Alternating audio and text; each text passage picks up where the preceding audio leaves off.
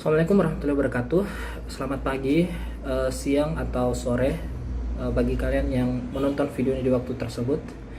Jadi sekarang kita masuk ke pertemuan kedua di informatika untuk anak-anakku yang kelas 7. Jadi di pertemuan ketiga ini kita akan lanjut membahas tentang materi kita sekarang. Jadi materi yang kita bahas pada hari ini adalah perangkat lunak pengolahan angka. Oke, jadi sebelum kita masuk ke materi, jadi terlebih dahulu saya ingatkan bagi kalian untuk mengisi absen di dalam classroom. Silakan buka classroomnya, isi dulu absennya, karena apabila kalian tidak mengisi absen itu saya anggap kalian alpha di hari ini. Jadi jangan lupa isi absennya. Oke, sebelum kita masuk ke pembelajaran, saya mau ingatkan kalian juga untuk selalu berdoa dulu. Jadi bagi yang belum berdoa, silakan dulu berdoa. Saya kasih waktu beberapa detik, silakan.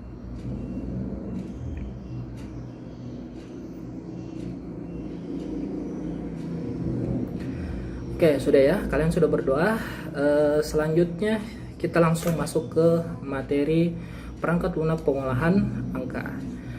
Jadi untuk yang pertama itu, apa sih sebenarnya perangkat lunak pengolahan angka itu?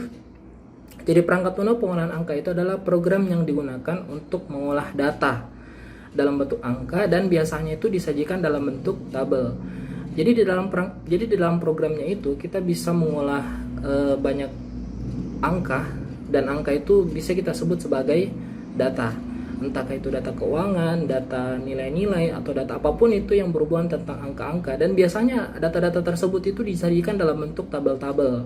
Kalau misalkan kalian lihat daftar nilai kalian, itu semua adalah data ya, data atau angka-angka di dalam tabel tersebut, dan memang biasanya disajikan dalam bentuk tabel angka-angka tersebut. Adapun mungkin sebagian disajikan dalam bentuk seperti laporan, ya itu hanya lampiran ya dari data tersebut. Cuman yang lebih detailnya, kalau kita berbicara mengenai masalah data, itu tidak lepas dari yang namanya tabel. Oke, jadi itu ya perangkat lunak pengolahan. Saya ulangi, perangkat lunak pengolahan angka itu adalah program yang kita pakai untuk membuat tabel, di mana di dalam tabel tersebut isinya adalah angka-angka atau isinya adalah data-data. Oke, saya ingatkan kembali, jangan lupa ya buku catatannya dibuka, pulpennya diambil, dicatat. Apabila ada yang kalian merasa penting, silahkan dicatat. Oke, kita lanjut ya. Nah sekarang, fungsi dan kegunaan dari perangkat lunak pengolahan angka seperti yang saya sudah jelaskan tadi. Itu yang pertama itu adalah membuat laporan keuangan. Ini bukan kenangan, ini salah ini. Membuat laporan keuangan. Ini salah ya, bukan kenangan tapi keuangan. Oke. Membuat laporan keuangan itu yang pertama. Jadi biasa digunakan di kantor-kantoran, di di tempat-tempat yang berhubungan tentang laporan keuangan. Ya, kebanyakan memang di kantor-kantor kalian bisa menggunakan program perangkat lunak pengolahan angka. Kemudian yang kedua adalah menghitung untung rugi dari sebuah perusahaan. Ini tidak lepas dari aktivitas kantor ya. Jadi semua program-program kantor itu tidak lepas dari yang namanya perangkat lunak pengolahan angka. Selain itu juga bisa mengolah nilai, menghitung pengeluaran harian. Ya, untuk kalian ini, kalian bisa gunakan perangkat lunak pengolahan angka ini untuk menghitung pengeluaran harian kalian. Jadi misalkan berapa uang yang kalian dapatkan, uang jajan dikasih orang tuanya, dihitung misalkan hari ini saya makan bakso kurang 2.000 misalkan. Nah, uangnya misalkan 10.000 dikurang lagi 2.000, berarti sisa 8.000 dan seterusnya. Jadi kalian bisa menghitung pengeluaran harian kalian itu di perangkat lunak pengolahan angka.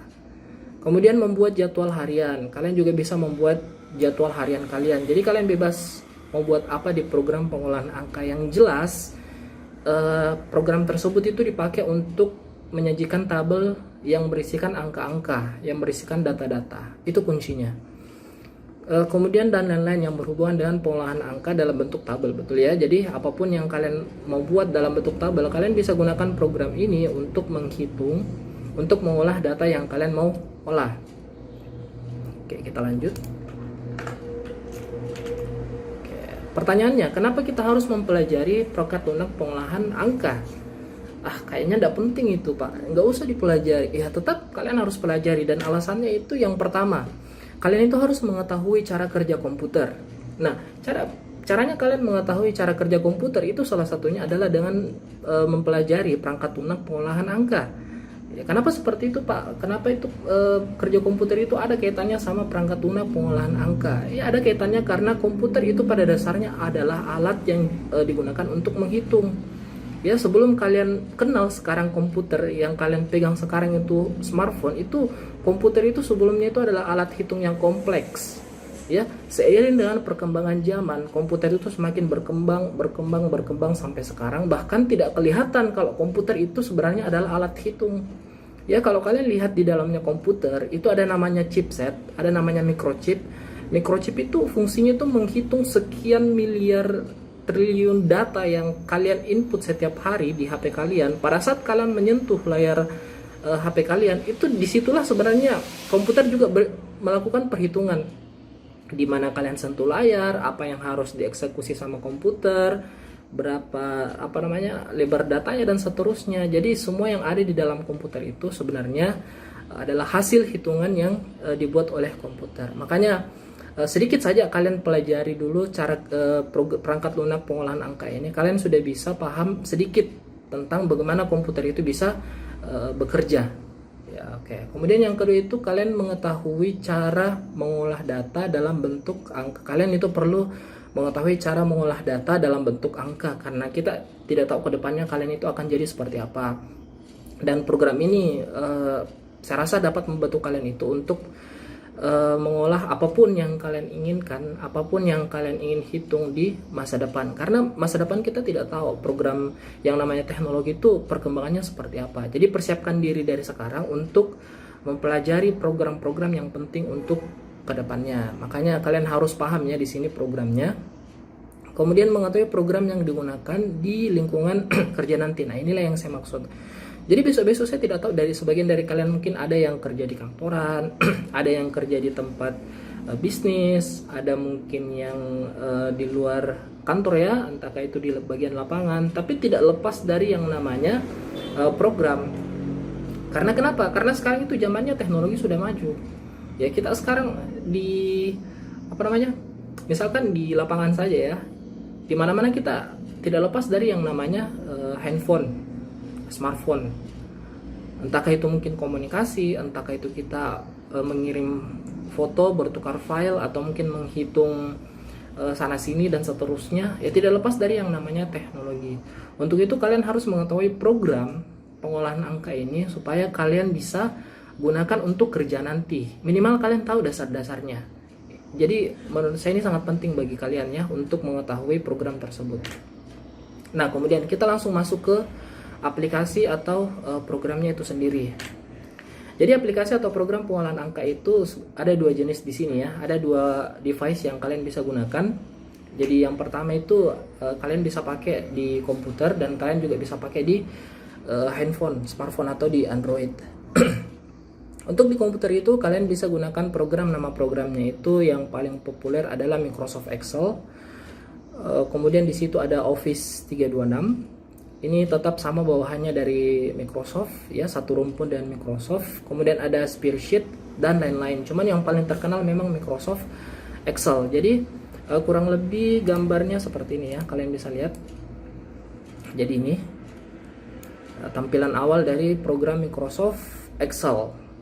Kemudian untuk versi Androidnya itu ada banyak ya, ada Microsoft Excel juga. Jadi di Android juga ada versi Microsoft Excel, ada di versi Android juga ya. Ada Microsoft Excel, ada WPS yang kalian sudah sering gunakan sekarang, yang sering kalian pakai sekarang di semester 1 dan sekarang. Kemudian ada Polaris Office, ada Office Suite dan seterusnya. Jadi tampilannya kurang lebih seperti ini. Nah, kalau kita perhatikan tampilan pengolahan angka di komputer dan di Android itu hampir sama persis ya, hampir sama persis. Jadi ada sel, ada baris, nanti kita pelajari di tampilannya. Jadi kurang lebih seperti ini ya, hampir sama. Cuman bedanya komputer dengan versi Android itu dari fiturnya. Jadi kalau kalian pakai bekerja dengan menggunakan komputer, pakai aplikasi perangkat lunak pengolahan angka, Excel, entah itu Excel, Office 326 dan seterusnya. Jadi fitur-fiturnya tuh lebih lengkap di komputer daripada di Android, ya. Lebih lengkap di komputer daripada di Android. Mengapa demikian? Karena kebanyakan orang itu bekerjanya itu lebih nyaman, lebih leluasa menggunakan komputer dibandingkan dengan Android. Nah, itu. Makanya lebih banyak yang di komputer fiturnya daripada yang di Android. Ya, tapi bukan berarti di Android itu tidak bagus ya, tetap bagus untuk pekerjaan-pekerjaan atau mungkin pekerjaan yang ringan yang tidak terlalu banyak menggunakan fitur-fitur, jadi kalian bisa pakai di Android. Ya, kelebihannya ya kalau kalian pakai di Android, kalian bebas ya mau bekerja dimanapun, kapanpun ya, karena HP-nya itu kecil, kalian bisa bawa kemana-mana dibandingkan sama komputer atau mungkin komputer yang portable atau laptop, netbook. Nah, itu lebih besar ukurannya dibandingkan dengan Android atau HP. Jadi kalian bisa lebih leluasa bekerja dengan menggunakan Microsoft Excel atau WPS Office di Android daripada di komputer. Namun ini opsional ya bagi kalian. Nah, untuk itu di pembelajaran kita yang kita gunakan sekarang itu adalah yang versi Android-nya. Kenapa Pak tidak pakai komputer ya? Pertanyaannya saya tanya dulu, kalian ada enggak komputer atau laptopnya? Gak ada kan? Ya, makanya kenapa saya pilih Android, karena sebagian dari kalian itu sudah memiliki HP Android atau memiliki smartphone. Jadi saya ambil keputusan ini supaya mempermudah kalian untuk mengetahui dasar-dasarnya. Toh di sini kita belajar bagaimana dasar-dasar dari program perangkat lunak pengolahan angka. Jadi nanti kalau misalkan kalian punya laptop, kita akan pelajari ya, kita akan compare, kita akan bandingkan WPS yang ada di Android dengan Microsoft Excel yang ada di komputer. Tapi untuk sekarang kita tetap menggunakan Android supaya kalian tidak merasa kesulitan. Ya, salahnya yang pakai laptop itu cuma 1-2 orang ya yang ada. Kalau Android kan semuanya pasti ada. Jadi kita pakai yang Android saja. Kemudian cara membuka atau menambahkan dokumen baru di WPS. Oke, mungkin kalian sudah paham ya. Saya tutup dulu ini. Mungkin di sini kalian sudah paham bagaimana cara membuka WPS. Tapi tidak apa-apa, saya ulang lagi ya cara-caranya. Jadi pertama itu kalian wajib download dulu ya aplikasinya WPS di Play Store. Kalau kalian sudah download, silakan dibuka aplikasinya. Oke, ini langsung muncul ya aplikasi WPS-nya. Kita kembali dulu. Oke, kita tutup. Nah, untuk menambahkan dokumen baru, itu kalian tinggal tindis atau pencet tanda plus yang ada di bawah sini, plus yang warna merah. Kemudian di situ ada pilihan. Kalau bahasa Indonesia dia tulisannya lembar batang ya di sini. Atau kalian bisa cari saja simbol yang S warna hijau. Pokoknya warna hijau itu adalah Excel ya. Itu adalah program pengolahan angka. Atau kita sebutnya saja Excel supaya lebih mudah. Kalau Word ini yang kalian sering gunakan yang W untuk membuat dokumen, untuk mengetik dan seterusnya. Dan sekarang kita pindah di program S yang ini, yang warna hijau. Jadi kita tindis, kemudian di sini langsung saja kita pilih yang kosong di sini ya, tidak usah yang di bawahnya, yang kosong saja supaya kalian bisa lihat isinya. Oke, kita tunggu dan nah, jadi kurang lebih seperti ini. Jadi aplikasi ini sudah siap digunakan, sudah terbuka dan sudah siap kita gunakan. Oke, mengenai cara menggunakannya nanti kita pelajari. Sekarang kita tutup dulu. Kita tutup dan kita lanjut ke tampilan awal dari WPS Excel. Jadi kita lanjut ke tampilan awalnya. Jadi tampilan awalnya sudah kalian lihat sebelumnya ya. Di sini digambar yang lebih jelasnya lagi. Kalian bisa lihat tampilan awalnya itu. Yang pertama di sini itu, oke, kalau di sini tidak usah saya jelaskan ya. Di sini sudah jelas. Ini tombol X atau tombol keluar. Kemudian di sini, nah, di sini ada tombol selesai. Jadi kalau kalian sudah selesai mengerjakan pekerjaan kalian di program ini, kalian tindih selesai, nah itu fungsinya selesai. Memang selesai. Kemudian di sini tombol menyimpan. Jadi kalau kalian mau menyimpan file kalian, kalian tinggal klik tombol yang ini ya. Nah, kemudian di sini ada tanda panah kiri dan tanda panah kanan. Tanda panahnya memutar. Ini namanya adalah undo. Ini namanya undo dan ini namanya adalah redo. Silahkan dicatat. Jadi ini saya tulis save ya. save atau bahasa Indonesianya simpan. Oke, jadi save atau simpan. Kalau nggak tahu bahasa Inggrisnya tulis saja simpan, nggak apa-apa. Jadi kalau nanti saya bertanya bilang ini tombol apa namanya, kalian jawab simpan, kalian tetap benar ya. Kemudian di sini undo itu berarti kembali.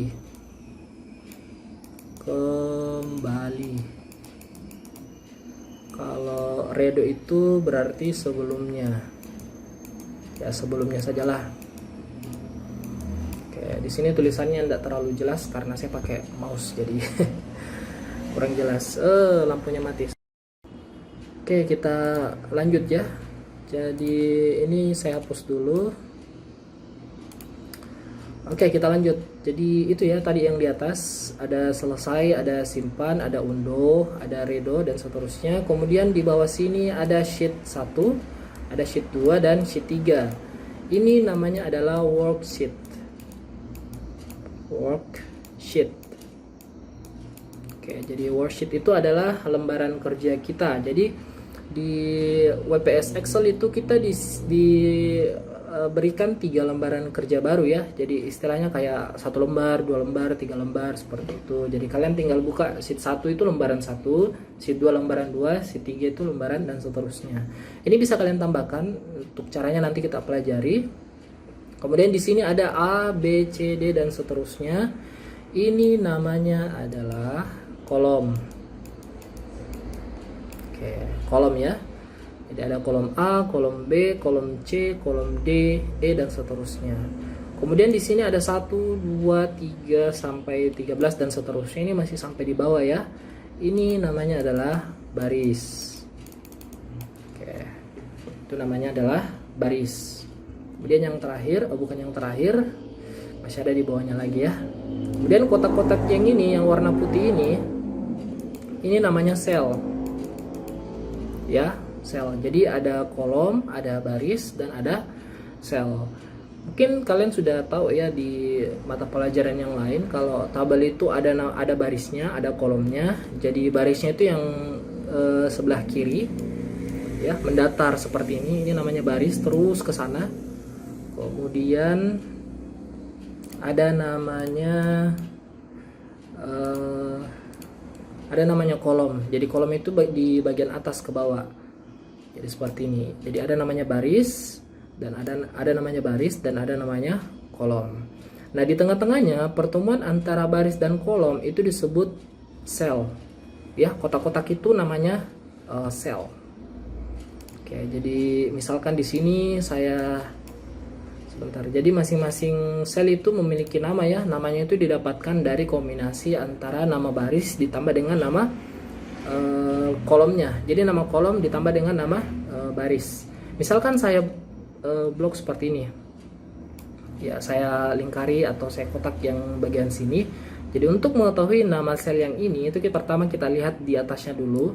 Jadi ini namanya G, berarti baris kolom G. Kemudian kita lihat di samping kiri ada 5, berarti nama dari sel yang ini yang saya kotakin namanya adalah G5.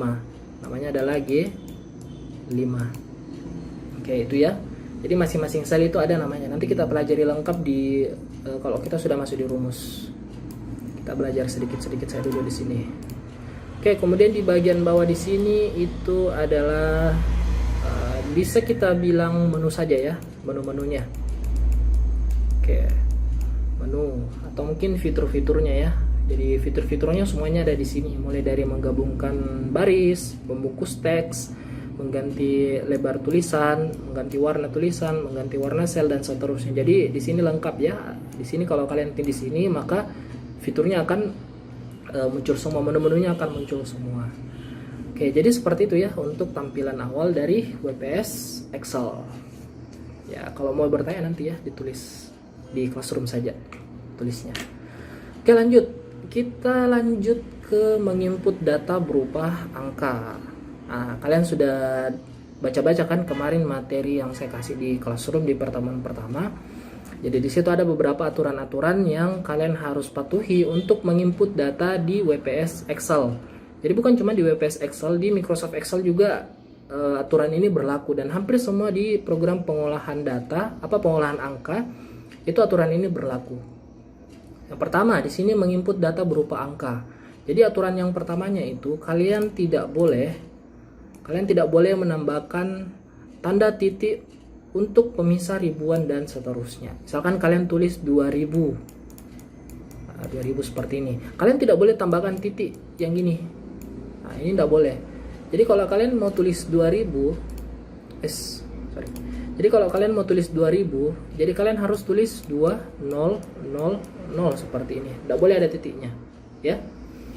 Mungkin sebagian dari program Excel itu sudah memperbaiki yang seperti ini ya. Jadi kalau misalkan dia taruh titik itu tidak ada masalah. Cuman normalnya kalau kalian kembali ke jalur yang benarnya itu memang tidak boleh ada titiknya. Nah, ini juga berlaku. Misalkan kalian pakai Excel yang terbaru, kalian tidak sengaja mungkin 2.000 atau 2000. Nah, kalau kalian buka selnya, ini yang kalian ketik yang ada titiknya, itu nanti selnya itu tetap akan tertulis 2000. Karena aturannya memang seperti itu di Excel. Ya, komputer itu mengenal aturan yang seperti ini. Oke, lanjut. Kemudian tidak boleh menambahkan simbol mata uang. Simbol mata uang, satuan berat, dan lain-lain kecuali angka saja. Jadi kalau kalian juga tidak boleh menambahkan simbol mata uang, misalkan rupiah atau mungkin 5 kg ya. Misalkan di depannya di sini kalian tambahkan rupiah seperti ini, atau mungkin di belakangnya 5 kg ya, 60 meter, itu tidak boleh. Ini semua tidak boleh ya. Karena Excel pasti akan tidak akan membaca data tersebut. Data tersebut tidak akan terbaca sama Excel. Tetap tampil, tapi kalau kalian mau mengolahnya dalam bentuk angka, kalian mau mengolah angka tersebut, kalian tidak bisa karena Excel itu tidak membaca itu sebagai angka. Ya, jadi Excel itu tidak membaca yang ada tulisan Rp-nya, yang ada tulisan kilogramnya itu sebagai angka. Ya, jadi Excel itu membacanya itu sebagai teks atau tulisan biasa. Jadi kalau kalian mau tulis 5 kg, tulis saja 5 seperti ini. Kalian mau tambahkan 60 cm, tulis saja 60 seperti itu. Tidak boleh menambahkan kilogram, tidak boleh menambahkan sentimeter. Nah, terus Pak, nanti bagaimana Pak nanti kalau saya mau tambahkan tulisan kilogram sama sentimeter? Kalau tidak bisa ditambahkan secara langsung, terus bagaimana caranya? Jadi caranya itu nanti ada masuk ke format cell. Jadi kita tambahkan tampilan tulisannya, nantilah kita pelajari jelasnya. Di samping menambahkan tampilan tulisannya, tidak merubah data aslinya. Jadi data aslinya tetap 60, tetap 5, tetapi pada saat penampilannya atau pada saat dia tampil itu ada tulisan kilogram, ada tulisan rupiah, ada tulisan 60 cm. Jadi tidak ada unsur teksnya di dalam. Tetap dia terbaca 5, tetap dia terbaca 60. Oke, lengkapnya nanti kita pelajari. Kita belajar dasar-dasarnya saya dulu di sini. Oke, lanjut ya. Jadi saya ulang lagi aturannya. Jadi kalian tidak boleh tambahkan titik seperti ini, ya. Tidak boleh menambahkan mata uang, satuan berat, dan seterusnya. Contohnya sudah jelas ya. Ini contoh yang benar. Di sini 20.000, di sini 5, misalkan 5 cm atau 5 kg, di sini 60 meter atau dan seterusnya. Jadi tidak ada tambahan selain angka saja yang kalian masukkan. Oke, untuk waktu, menginput data berupa waktu. Aturannya itu kalian harus menggunakan tanda titik 2 seperti ini. Jadi pakai titik 2 untuk pemisah antara jam, menit, dan detik.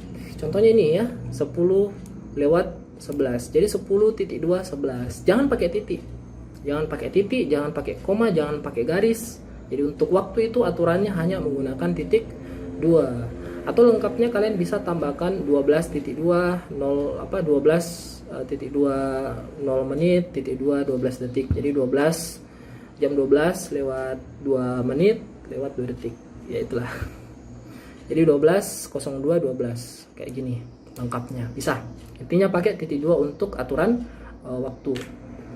Lanjut untuk data berupa tanggal. Nah, untuk tanggal ini opsional, ada 2 yang kalian bisa pakai. Jadi untuk menginput data dalam berupa tanggal itu kalian bisa pakai garis miring atau bisa pakai garis mendatar. Misalkan tanggal 1/01 bisa pakai garis mendatar seperti ini, tanggal 1 bulan 1 tahun 2021 kayak gini.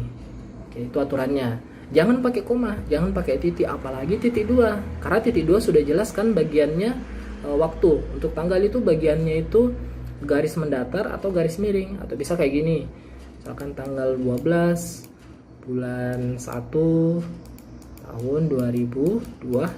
Nah, ini jelas ada contohnya.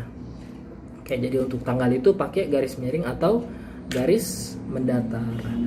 Lanjut, untuk menginput teks ini paling gampang ya, jadi langsung diketik saja teksnya ya, tidak usah diapa-apakan, langsung diketik teksnya tanpa ada syarat apapun.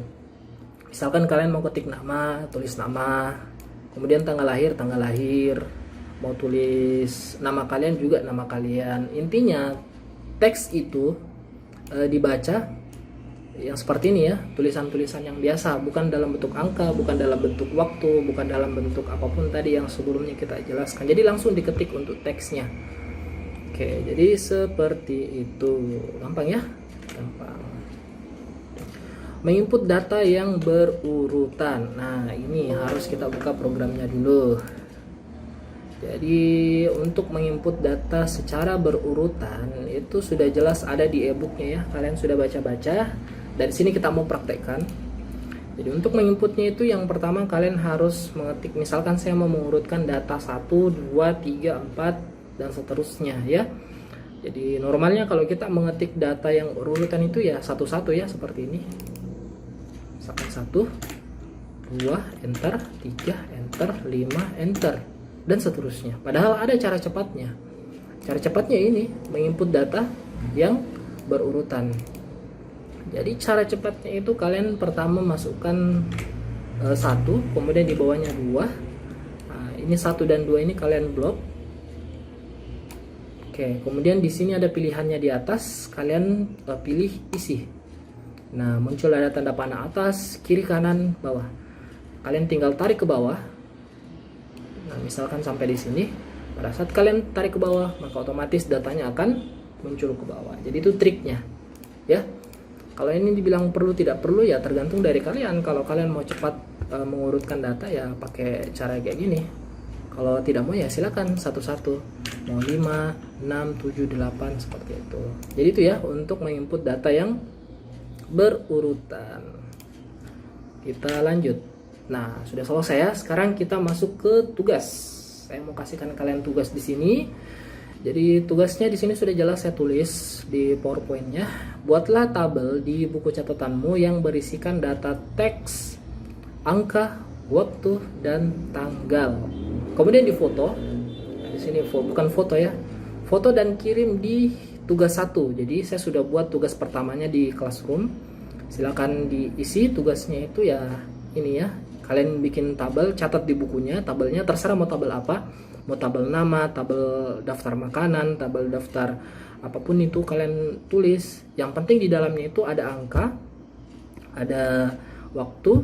Ya, misalkan saya makan jam sekian, misalkan daftar makanan yang saya makan hari ini, tulis di situ. Misalkan nama makanannya apa? Pertama bakso. Terus berapa uang yang saya keluarkan? Misalkan uang yang saya beli bakso itu 2.000. Itu angka ya, data angka 2.000. Atau saya catatlah di sini supaya lebih jelas. Jadi contohnya misalkan kayak gini, bikin tabel ya di bukunya. Terserah tabelnya apa, misalkan di sini nomor atau mungkin langsung nama makanan. Kemudian di sini daftar makanannya apa. Kemudian di sini waktu makannya kapan, terus kurang panjangnya enggak apa-apa, kita tambah saja. Kemudian di sini tanggal kadaluarsa atau tanggal makanannya terserah. Tulis nomor 1, namanya misalkan saya makan bakso. Dan di sini apalagi? Misalkan saya belinya itu 2.000. Kemudian waktu makannya saya jam sekian, ya, tanggal sekian dan seterusnya. Atau mungkin buat di situ daftar tugas harian. Misalkan yang pertama tugasnya misalkan bahasa Indonesia. Kemudian berapa lama dikerja, misalkan 30 jam. Ingat tidak boleh pakai jam ya, langsung saya ketik 30 misalkan 30 jam dikerja. Kemudian tanggal diserahkan tugasnya itu tanggal 12 bulan berapa tahun berapa. Jadi bebas kalian mau pakai apa, mau pakai buat nama makanan atau nama tugas, nama apa, yang jelas tabel kalian buat di buku catatannya. minimal maksimal itu terserah mau berapa item, mau 10, mau 20, asal jangan terlalu sedikit, asal jangan cuma 3. Ya minimal 5 sampai 10 lah bisa. Ya jangan juga terus sedikit ya. Bisa 5 enggak apa-apa, bisa juga 10 kalau kalian mau. 5 10 jadi kayak gitu. Kemudian batas waktunya itu minggu depan di hari Kamis ya. Hari Kamis batas waktu terakhirnya. Jadi yang tidak kumpul tugas ya itu lagi siap-siap. Nilainya bermasalah. Sama kayak semester kemarin ya. Ada beberapa orang itu yang nilainya bermasalah karena tugasnya tidak pernah sama sekali dikumpul, atau mungkin ada tugasnya tapi tugasnya tidak dikumpul. Jadi usahakan ya. Oke, sudah ya. Jadi mungkin itu saja yang saya bisa jelaskan di pertemuan kita pada hari ini. Jadi saya ingatkan kembali, absennya tolong diisi. Silakan kerjakan tugasnya. Waktunya masih lama, tugasnya gampang kok, tidak susah. Kalau ada yang mau ditanyakan, silakan ditanyakan. Mau itu di classroom langsung di kolom komentar di classroomnya bisa, mau di WA juga bisa, terserah dari kalian mau bertanya di mana. Oke, itu saja mungkin pembahasan kita pada hari ini. Saya akhiri. Wabillahi taufiq wal hidayah. Wassalamualaikum warahmatullahi wabarakatuh.